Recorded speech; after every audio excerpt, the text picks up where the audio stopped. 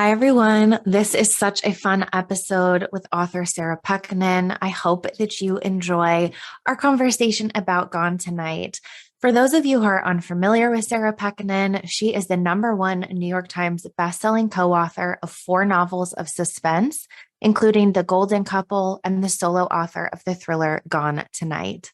She is also the solo author of 8 internationally best-selling women's fiction books and an award-winning former journalist. She serves as a U.S. ambassador for RRSA India and works hands-on in India to rescue street dogs. She lives just outside of Washington, D.C. with her family.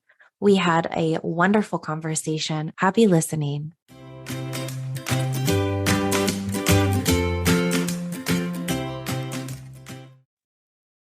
Hi, everyone. Welcome to today's episode of the Professional Book Nerds podcast. This is Emma, and today's author is a very special guest. We have Sarah Pekkanen, who is here today to talk about her new book, Gone Tonight, that comes out on August 1st. Welcome. I am so happy to be here. Thank you.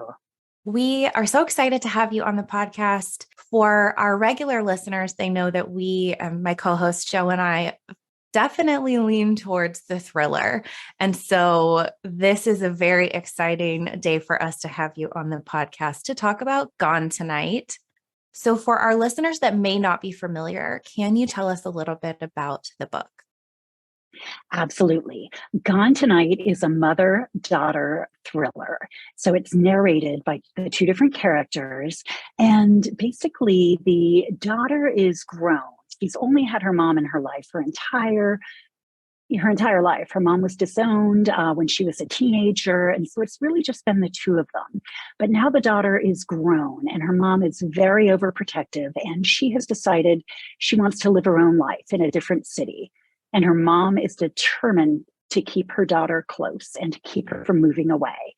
And it's unclear if the danger is coming from one of them or from the outside.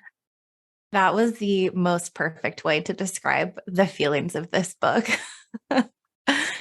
That's such a good point. The emphasis of the story is certainly on the mother and daughter relationship and what sort of secrets they may each be keeping from the other.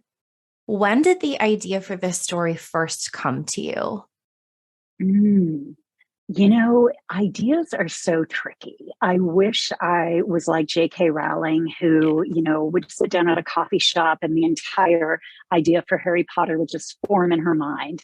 Ideas for me don't usually work in that kind of lightning bolt way. Occasionally they do. So with this book, I think it really formed kind of slowly.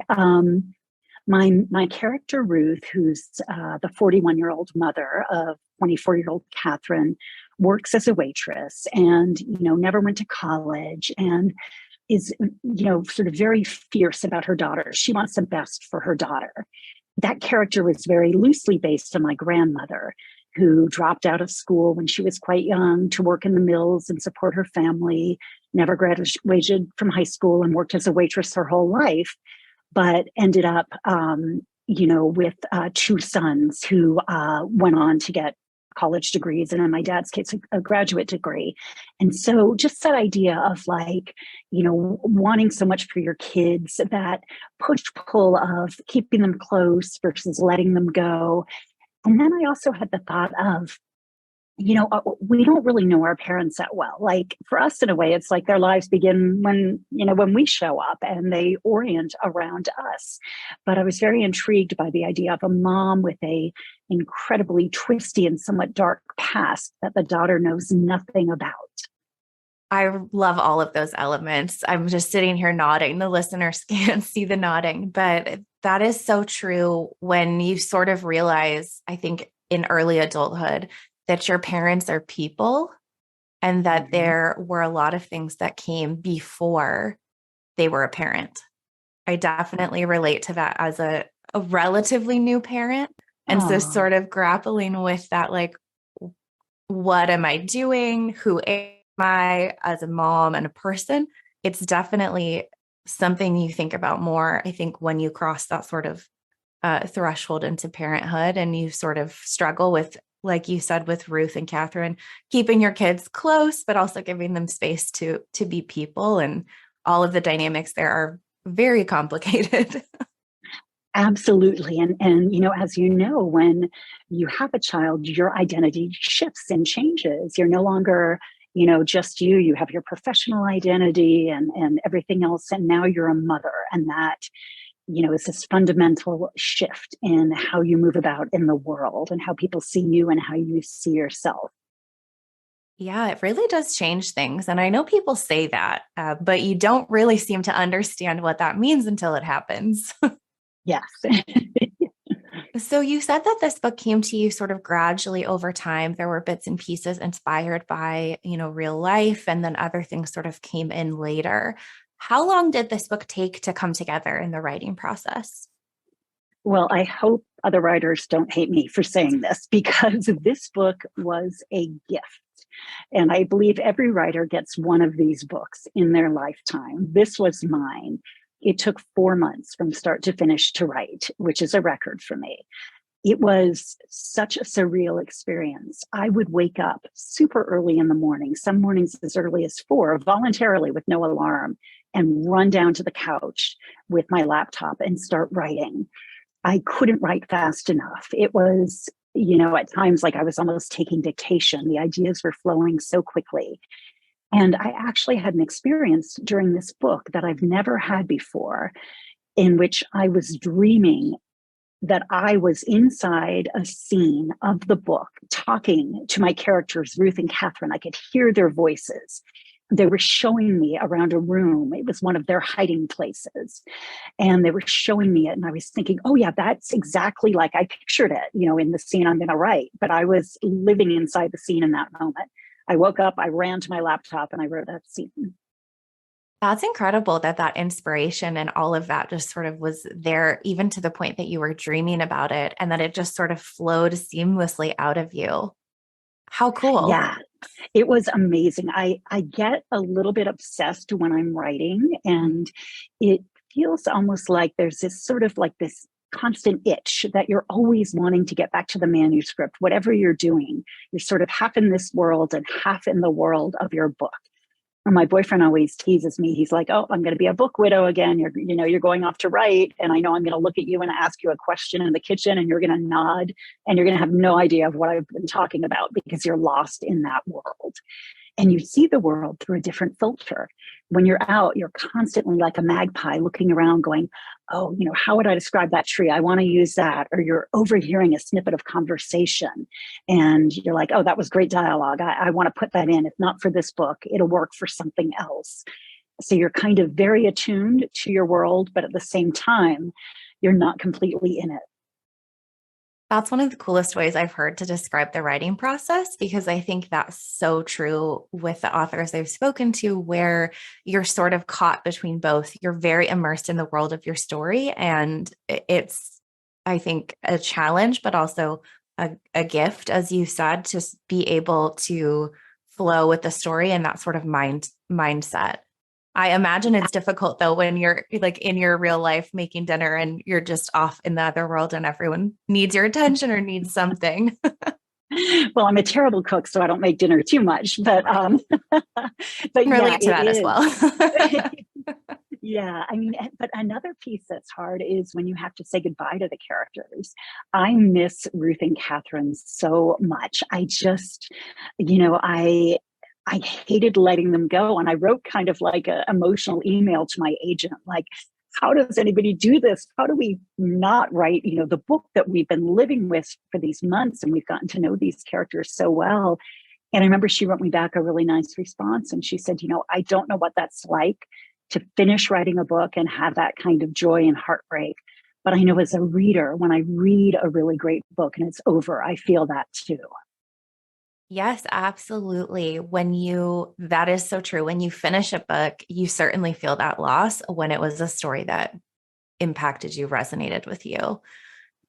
When you were writing this book, I'm interested to know how much of the sort of order that we see in the book came to you naturally as you were writing it, or how much of that sort of comes into play in that editing process. So for our listeners, we have the story told from both Ruth and Catherine's perspective.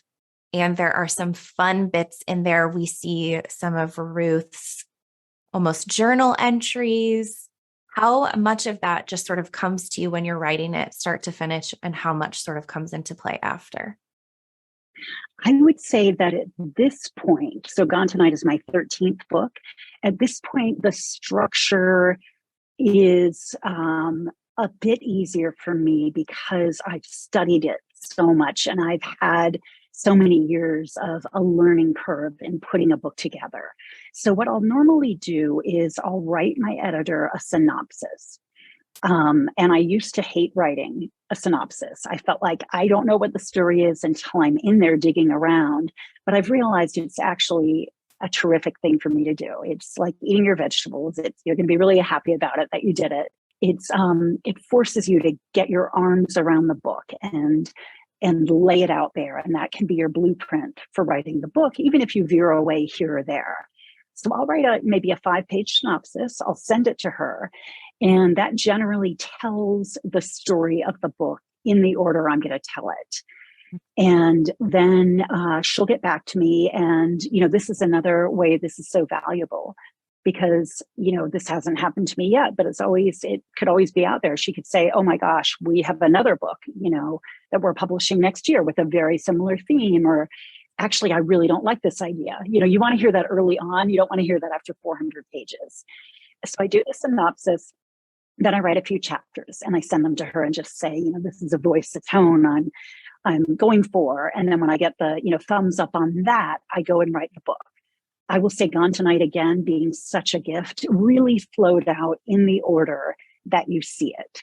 I added, during the editing process, I added one scene. And, there was a great suggestion. I had written the journal entries initially that they had already been written. And I changed it so that they were being written in real time by Ruth as she unspooled her past and let us know everything she was concealing. So those were the bigger changes versus actually moving around the pieces of the book. It did flow beginning to end. That's so cool to hear that the story is pretty much how you wrote it, that's the flow that these characters spoke to you in. And I loved that Ruth was sort of, I don't think this is a spoiler, but just for listeners, it's hard to talk about thrillers without giving some things away. So we do our best. But I loved the sort of urgency with which Ruth was writing down her story to her daughter, given all of the other things that the characters are going through in that moment. You handled that perfectly. You did not give anything away. And there was a real urgency on Ruth's part. She felt like, I've hidden this story for so long, and now I have to tell it. Like, this is it. This is my one chance to reveal who I am to my daughter. Exactly. That's sort of catalyst for the things that you want to make sure you're imparting to your children, or vice versa, that you want to ask your parents and make sure you have that sort of record of that understanding of who they are as people, or like family history and things like that. And there are some tricky things that come into play that sort of put that at the forefront of both characters. You've mentioned that this is your 13th book. You have had the, I think, pretty cool experience of writing books both alone and together with a co-author. What are the differences, or what are those experiences like? That is such a great question. Yeah, I mean, I wrote 8 books on my own, and they were more women's fiction, more in the vein of Jennifer Weiner or Taylor Jenkins Reid. And then I teamed up with Greer Hendricks to write 4 co-authored thrillers. And now I'm writing solo thrillers. So I've kind of, it's fun to mixing up things up as a writer. But I would say the biggest difference between writing a book as a co-author and writing solo is when you're writing alone, it's basically your ideas and they come out your fingertips. It's all a very internal process where you're thinking through your ideas and then translating them into words. When you're writing with a co-author, you have to add a step in the middle. You have to talk. You have to figure out, okay, what are we going to do in this scene? What's going to happen here? And so it was kind of like a new muscle I had to learn. And in the beginning, it was a huge challenge. I'm like, why are we talking? Let's just write. Like, that's how we do it. And Greer had come at things from the editing point of view. So she had been much more used to talking. And so it was having to really learn, okay, it's got to now go, brain, mouth, and then fingertips. But I think it actually made me a much stronger writer because it forced me to clarify what I wanted to do before I did it. And so in writing this solo book, I talk to myself all the time. And I do find myself like talking, just talking the ideas out before I write and even as I write. And it's a good thing I write at home because I can imagine if I'm at a coffee shop and I'm like, okay, he's going to kill her with this now, like that might not go over so well. Yes, absolutely. And so speaking of your writing process, do you have like an ideal writing setup? Do you sort of commit to writing every day when you're in the middle of a book? What is that like for you? Yeah, I love process questions because I feel like writing is like so complicated and tricky. And so like just peering back, behind the curtain and seeing how it works is always fascinating to me, how other writers do it. And I love sharing how I do it. I like to write first thing in the morning. I feel like my brain, when I come out of like sleep, my brain is fresh. I haven't been on social media, answering emails, doing all the millions of things that, I do that's going to clutter up my brain and make it, less clear. So I have my three things or four things I need. And so I write on my couch with my laptop, a cup of coffee, and my little rescue dog always crawls up next to me. And Lila. That's really my preferred place. I do have an office with a desk where I'll go in and write sometimes, but for me, I feel like writing has to be kind of cozy. It's very intimate, and I like doing it on the couch in the dark house, just kind of curled up like I'm telling a story to a friend. So I'll generally write, maybe 5 a.m. I take a break to get my son to school. I go back, I write again for a few hours, and then I'll often do an afternoon and or an evening session. So I can't generally write longer than 3 or 4 hours at a time. I, get a bit of creative burnout. And so I'll go for a walk or, whatever it is I'm going to do, attack my emails, and then go back to it a bit later. I think that is so fun to hear that you like to write in that sort of cozy setting, like you're just telling a story to a friend, because that is certainly how it feels. I think when you find a book that you enjoy, that you relate to, you then have that sort of community of readers who also feel the same, and you're all just sort of in it together. So I love that you said you're just sort of in that cozy space writing it, like you're telling the stories. And, you're so right. Like with the readers, because when we writers are telling the story, like it's just here. It's like just us and our minds and our page. And then when it goes out into the world, like On Tonight's, going to be out in a couple of weeks, I'm starting to hear from early readers. And that is the coolest thing because they all have their own image of what the characters look like or who would play them on a TV show. They want to talk about different parts of the book, and they're really breathing life into it, making it three-dimensional. And every reader is going to have their own experience, their own opinion about the book. And it is so great to go out. I absolutely love book tour because you're out there with these people who have taken, a day, 2 days, however long to read your book. They've invested that time. They care about the characters.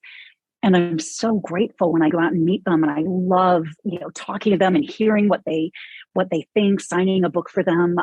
That is like one of the big rewards is just getting to meet readers. And that's so true. That is such a fun part of the experience. I think that we have missed the last couple of years and are slowly sort of being able to do more of where we can interact with our favorite authors and just tell them how much we loved it. And it's so fun to be able to have that interaction again. Since you mentioned book tour, I will skip ahead to that question that I had for you. What are you most excited to do for book tour? You're going to several places. Is there anywhere that you're most looking forward to going, or is it again just being able to see those readers in person and other authors that you'll be doing some of the events with? Oh gosh, yeah. I mean, I'm always excited to do stuff in my area. My closest bookstore is Politics and Prose, so that'll be really fun on launch night. I'm doing an event in Pennsylvania where my book is set, and that'll be with Laura Lippman. And we were actually reporters together for the Baltimore Sun. We were both feature writers a few decades ago, so it'll be really cool to do an event with her. And I'm going down to the beach to do an event with Hannah McKinnon, which will be great. So I'm going to Minnesota. So yeah, I am getting back out there, going out, meeting readers. And that is going to be fantastic because you're right. I have not done that in years and I've really missed it. Yeah. And what a small world that some of these authors that are sort of in that, writer thriller community are people that you knew in a past life. Isn't that crazy? I mean, I never told Laura this, but I look forward to telling her when I see her. I was sort of admiring of her and a tiny bit intimidated by her because she's this, gorgeous, tall woman, and she would, stroll into the features department at 9 o'clock, and she would have already gone out like rowing on the Patapsco River or running 5 miles. And then she would have gone to a coffee shop and written a chapter of her book, and then she'd come in and do a day's work. And I'm sure that inspired me. I had already wanted to write fiction before that, but seeing, oh, there's somebody right here who's doing it. She's writing books. And, her first one, Baltimore Blues, came out, shortly before I was hired. And so that just made it possible. That's so cool. And to see that there was inspiration there and that had an impact to sort of come full circle and have an author event with her. How fantastic. Yeah, it'll definitely be fun. Speaking of other authors and this sort of fantastic community that you are a part of, there are some pretty wild names on the back of this book giving praise for Gone Tonight. We have Colleen Hoover, Harlan Coben, Samantha Downing. Like, what is it like to be part of such a cool community of thriller writers? And then also to know that you have their support for this book. I am blown away. Honestly, I mean, when you go out and ask for blurbs, we all have to do it. And, you're asking these incredibly busy people, like Colleen Hoover has one or two other things going on at the moment, right? Mm-hmm. And so you're asking them to take, again, a day or two, read your work, like take away from their job, do this and endorse you. And it's very hit or miss. A lot of, authors, can ask and you may not get the blurbs. People are just too busy or they've maybe blurbed too many other books. So I threw out the request. I have never met Colleen in person, but right before It Ends With Us came out, I was asked to blurb it. And I did. I read it and I was like, this woman is a fantastic storyteller. And my blurb is still on the back of It Ends With Us and has been all these years. So I blurbed it maybe 10, 12 years ago. I don't know, whenever it came out. And I guess Colleen remembered that. And so she took the time to read and blurb my book. There was still no guarantee she would like it, but thank goodness she did. And so it was amazing.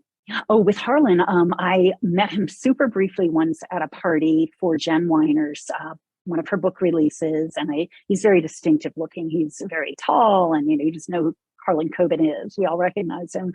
And I kind of gathered my courage and he was at the bar, ordering a drink. And I went up and ordered a drink and just said, hey, how are you?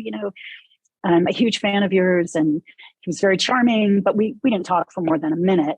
And so I sent that email and my editor called me and said, we just got a Harlan Coben blurb. And again, I could not believe it. I'm like, either one of those would have been a dream, and Samantha Downing, my lovely wife, Alex Finley, like they started coming in and that's when you feel like, oh my gosh, okay, I'm getting this, this verification that the book is good. And I'm just so grateful to them for doing this.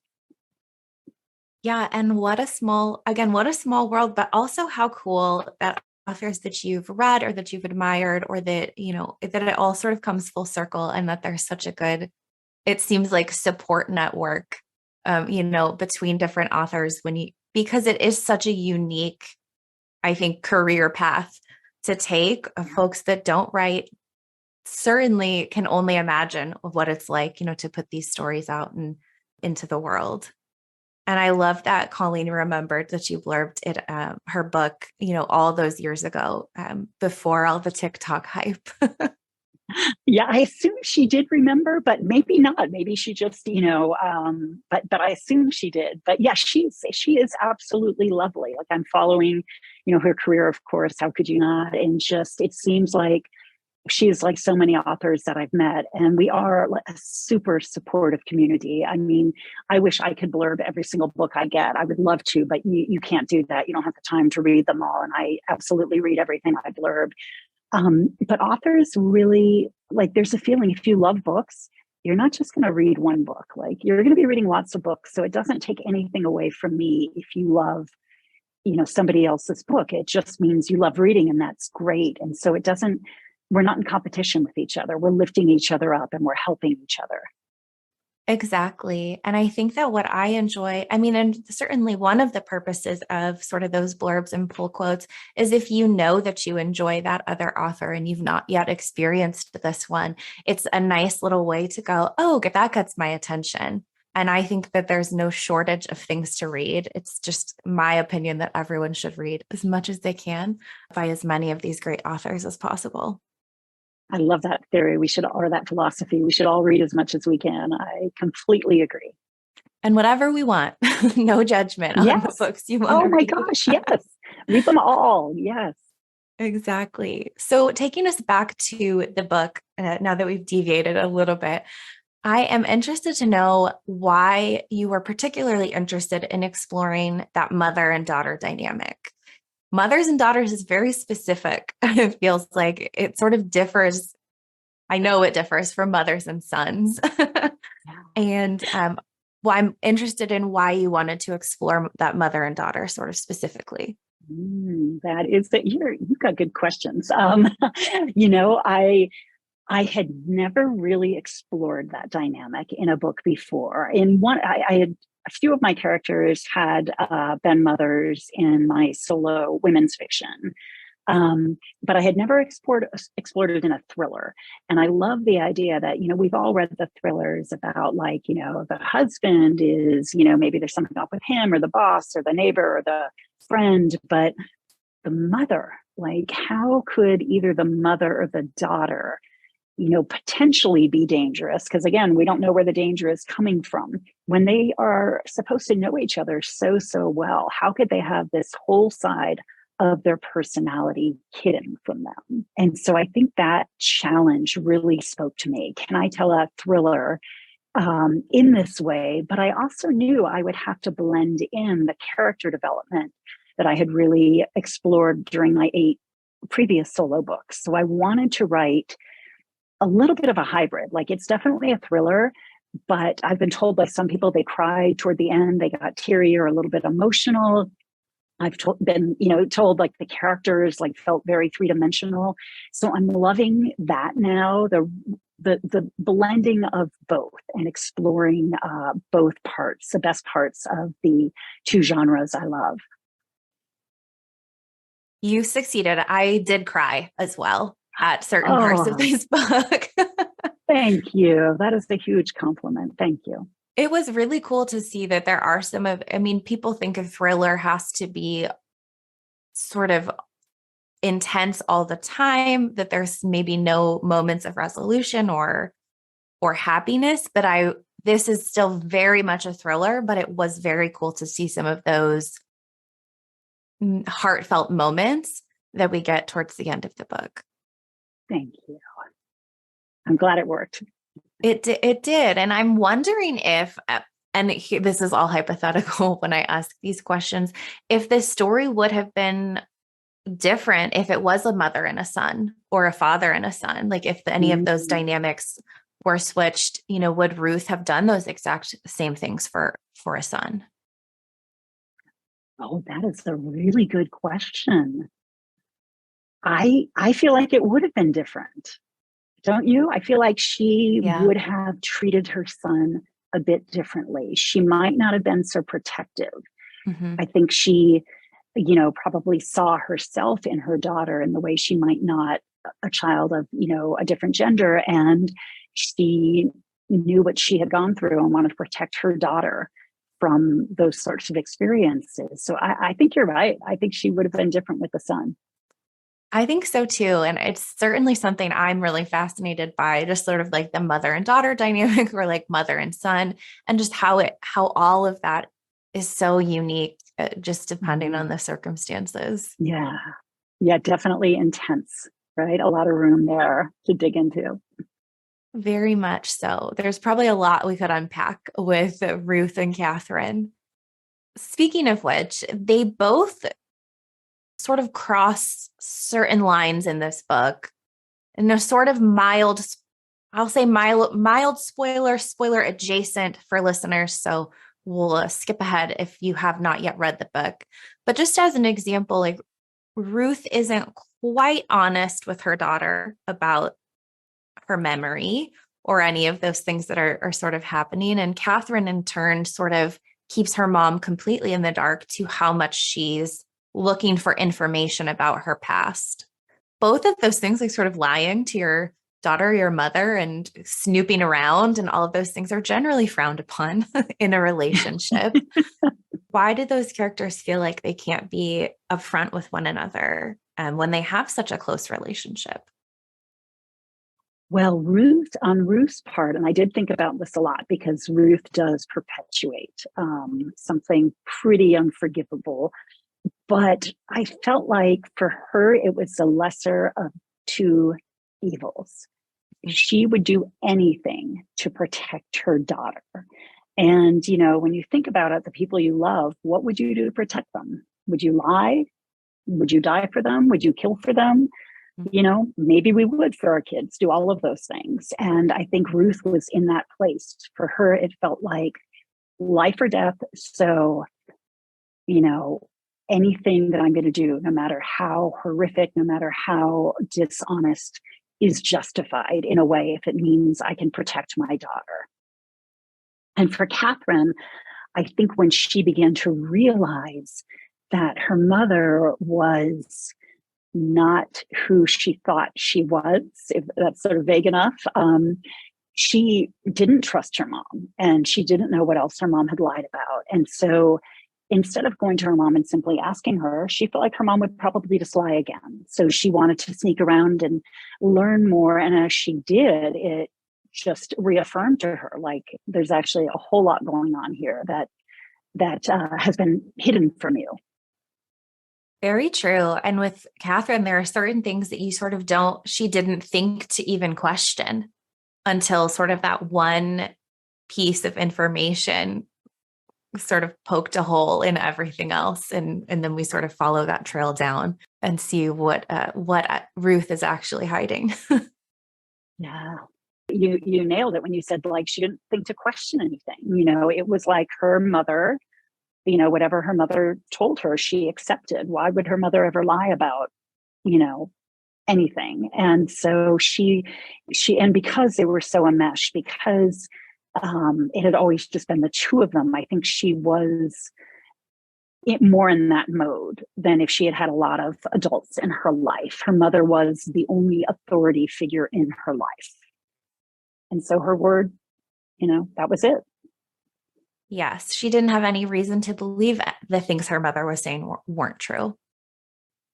This is also a little spoilery adjacent. I wanted to ask you about James in the book without getting too into the weeds of it, because we do want people to, be surprised by the elements of the story if they haven't read it yet. How do you even begin to craft a character like James? He's creepy, to put it mildly. Thank you. Yeah, I mean, it goes to the heart of one of the main questions my book raises. Is evil a natural force, or is it man-made? Is it something that people can be born with, or is it something that is created? And in profiles of people who go on to become killers. There are these certain markers you can point to. Was there childhood abuse? Did they ever abuse an animal? Whatever it is. And there are certain things that kind of line up and indicate that. And so we know with James that he had an addiction to violence. We don't know a lot about what happened in his early life. We know he has a stepfather who was described as being a hard-looking man with kind of a mean line for a mouth. Might have been something there. But with James, I imagine he was abused and he was just fascinated by violence. And I wanted it to be the scariest kind of threat because he came wrapped in like a very ordinary package, even a sympathetic looking, attractive package. He seemed very tender and kind, and he didn't present as who he truly was. And I think that's more terrifying than when you see, somebody looking violent and angry. It is absolutely more terrifying. Right. When you first meet him, you're like, oh, okay, hello. And that's not quite as it seems as the book continues on and we sort of learn more and more about him. Yeah. Let's quickly talk about the audiobook version of Gone Tonight. It's narrated by Kate Mara. How did that come about? And I saw on Instagram that you had a little meetup with her. Yeah, Kate, so I have been a fan of Kate Mara's from House of Cards. She played the young reporter who was pushed in front of the train. She was Johansson in The Martian. She was a brilliant computer expert in that film. I just watched her on Hulu where she played the role of a teacher in the series A Teacher. She was in Shooter with Mark Wahlberg. Like she is such a good actress and she's got an amazing voice. And so when we were kicking around ideas for a narrator, we thought, let's go for an actress. Let's go with Kate. She was at the top of our list. And it was kind of like the Colleen Hoover blurb and the Harlan blurb where you're like, okay, my agent's going to throw it out there to her agent or my publisher's going to throw it out there to her agent, but it's going to be like a stone landing in a lake. She's never going to see it or hear about this or do it. And then I heard back she's interested. And then she's going to do it. And I could not believe it. And I kept thinking like, maybe something's going to go wrong and she's, not going to be able to do this. And then I got an email from my publisher, my amazing audiobook publisher at Macmillan saying, hey, we think we're going to send you to LA so that you can meet Kate and listen to her record part of your book. And they're like, here's your tickets, you're going, you're going to stay for a few days and here's the recording studio. So I flew out there. I got to the recording studio and I was walking up and down on the sidewalk trying to figure out which building it was. And then I hear a voice from the parking lot, Sarah. I turn around and there's Kate Mara and she is standing there. She runs over, gives me a hug. We chat. We had connected on Instagram. So, we kind of were getting to know each other that way. So she gave me a big hug and she was like, every bit as you would think she is. She's gorgeous. She's smart. She's got this kind of like calm confidence. She seems very grounded. And, we talked about kids and life. And then we went into the studio and within a minute we were like cracking up and had our arms around each other for the photos. And then she went in to record. And so she gets into like this, kind of a little bit bigger than a phone booth sized soundproof building. And she's got the big microphone and she has the actual book open on a stand. And I was right outside watching her with the sound engineers as she would record the book. And as she began speaking the words, I just started crying. I'm like, I cannot believe she's doing this and she's bringing this to life in such an incredible way. Her performance is amazing. I love going on to social media and seeing the reviews from people who have heard her and have said she's the perfect narrator.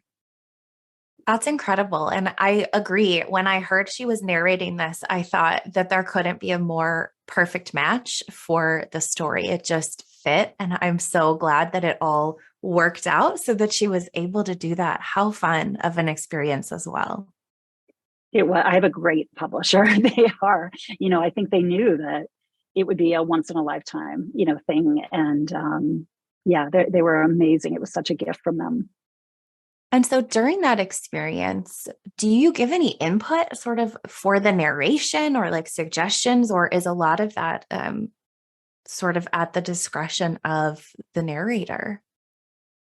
Well, they did ask me once about a certain pronunciation of a word. It was either like affect and effect or something like that, a word that can go a few different ways. But generally, Kate would have the audio team at my publisher kind of in her ear. They were watching her remotely and they were listening. And there was one member of the audio team who had a book in their hands and they would go along as Kate read.